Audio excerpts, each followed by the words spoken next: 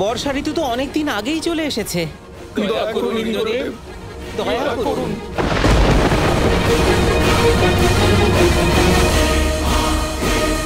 আমি হলাম ইন্দ্র, দেবরাজ ইন্দ্র। এই বৃন্দাবনবাসীরা এতদিনে আমার গুরুত্ব বুঝতে পেরেছে। ওরা তো এতদিনে নিশ্চয়ই বুঝতে পেরেছে যে বর্ষা আনা আমার দেবরাজ ইন্দ্রের কার্য। যদি আমাকে অপমানিত করো অথবা রুষ্ট করো তাহলে তৃষ্ণাতেই মারা পড়বে। এবার যাও, গিয়ে নারায়ণের কাছে কৃপার জন্য আকুতি জানাও। আমিও দেখতে চাই কিভাবে নারায়ণ আনতে পারেন বর্ষা।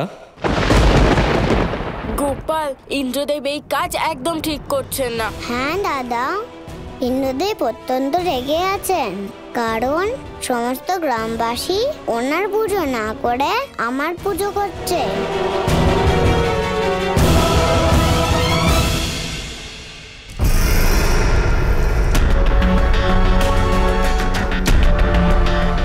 অক্রূর, এই কি করে সম্ভব হলো? আমাদের মথুরা এবং অন্য রাজ্য শুধু সবুজ ফসলে পরিপূর্ণ। সর্বত্র বর্ষা হয়েছে, জলেরও কোনো অভাব নেই। কিন্তু মহারাজ, বৃন্দাবন থেকে এই সংবাদই এসেছে। শুধু একজন নয়, বহু সৈনিকই এটা দেখেছে যে সম্পূর্ণ বৃন্দাবনে বহুদিন বৃষ্টি হয়নি।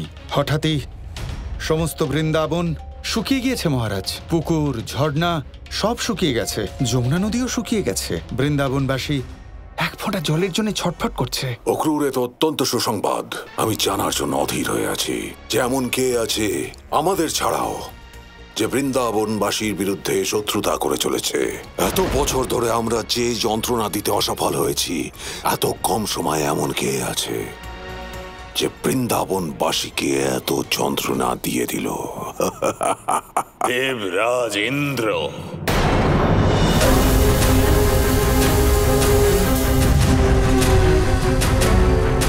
উনি হলেন দেবরাজ ইন্দ্র, যিনি বৃন্দাবনবাসীদের এত কষ্ট দিচ্ছেন।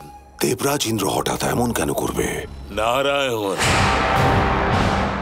অর্থাৎ ওই কৃষ্ণর ওপর প্রতিশোধ নেওয়ার জন্য ইন্দ্রদেবের অহংকার তাকে এইসব করবার জন্য বাধ্য করেছে। তাহলে তো এটাই সঠিক সময় গুরুদেব। ওনার যে অহংকার থেকে ওনার লাভ হচ্ছে, ওনার সেই অহংকার থেকেই আমরাও লাভ উঠাতে পারি। একদম ঠিক বলেছ কংস। তুমি মনে আছে আমি তোমায় বলেছিলাম শত্রুর শত্রুই আমাদের বন্ধু হতে পারে। শীঘ্রই এই সুবর্ণ সুযোগকে কাজে লাগিয়ে আমরা আমাদের পরিকল্পনাকে বাস্তবায়িত করব। অদ্ভুত, এইবার ওই মায়াবী কৃষ্ণের পরাজয় অতীব নিশ্চিত।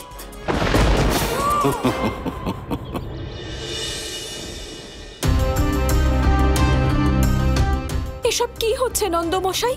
এখন আমরা সবাই কি করব? আমাদের বৃন্দাবনে জলের যতগুলো উৎস ছিল তার সবগুলোই শুকিয়ে গিয়েছে। এর ফলে তো যমুনার বিষাক্ত জলের থেকেও ভয়ঙ্কর বিপদ এসেছে প্রধান মশাই।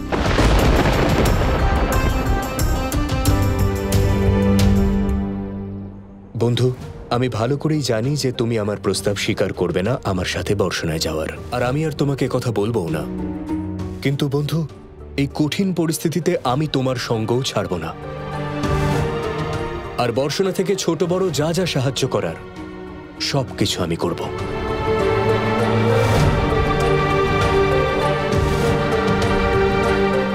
কিন্তু এই সমস্যার কোনো না কোনো সমাধান তো করতেই হবে। এই সংকটের মোকাবিলা আমাদের সবাইকে মিলে করতে হবে, কিন্তু বুঝতে পারছি না যে কি করা উচিত।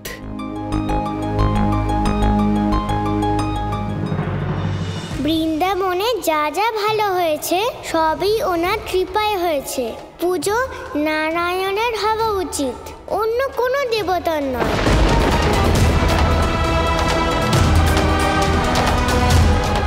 কি হয়েছে রাধারানী, তুমি কাঁদছো কেন? সবকিছু আমার জন্য হচ্ছে গোপাল। তোমার কথা শুনে আমি বলেছিলাম যে বৃন্দাবনে ইন্দ্রদেবের পূজা নয়, বরং নারায়ণের পূজা করা উচিত।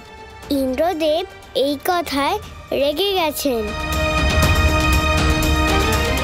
সেই জন্যই হয়তো এসব হচ্ছে। আমরা ইন্দ্রদেবের পূজার পরিবর্তে নারায়ণের পূজা করে কোনো ভুল করিনি তো?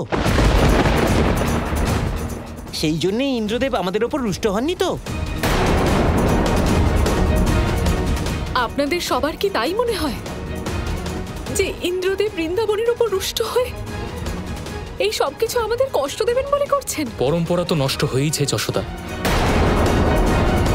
কিন্তু আমরা অন্যায় তো কিছু করিনি, আমরা তো নারায়ণের পুজো করেছি। আমরা যা ভয় পাচ্ছিলাম শেষ পর্যন্ত তাই হলো। ইন্দ্রদেব আমাদের উপর রুষ্ট হয়েছেন।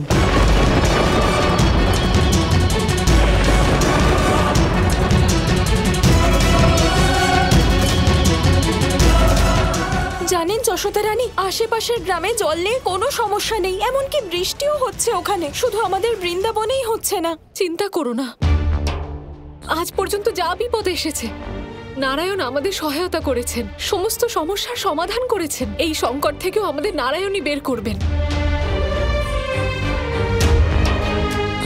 সমস্যা তো আরো জটিল হয়ে যাচ্ছে গোপাল, এবার কি করব? মা যখন প্রার্থনা করেছে তখন এই সমস্যার সমাধান তো করতেই হবে দাদা। নারায়ণ নারায়ণ নারায়ণ নারায়ণ দেবর্ষি নারদ, নারায়ণ নারদ মুনি, আমার আপনার সাহায্যের প্রয়োজন। আপনার সংকেত আমি বুঝতে পেরেছি প্রভু।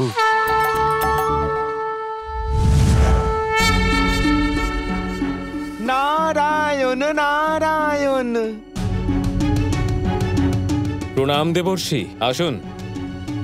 হঠাৎ করে এই সময় এখানে কেন এলেন আপনি? দেবরাজ, নারায়ণ আহ্বান করেছেন। নারায়ণ আপনাকে শীঘ্র যেতে বলেছেন দেবরাজ। আমার কথা বিশ্বাস করুন দেবর্ষি, আমি এই ভাবনাতেই মগ্ন ছিলাম যে এখনো না নারায়ণ আমার সাথে দেখা করতে এলেন, না ওনার তরফ থেকে কোনো সংবাদ। চলুন, আমি শীঘ্রই বৈকুণ্ঠে পৌঁছচ্ছি। না না দেবরাজ, আপনাকে উনি বৈকুণ্ঠে নয় বরং বৃন্দাবনে আহ্বান করেছেন। তবে তাই হোক দেবর্ষি, চলুন। নারায়ণ।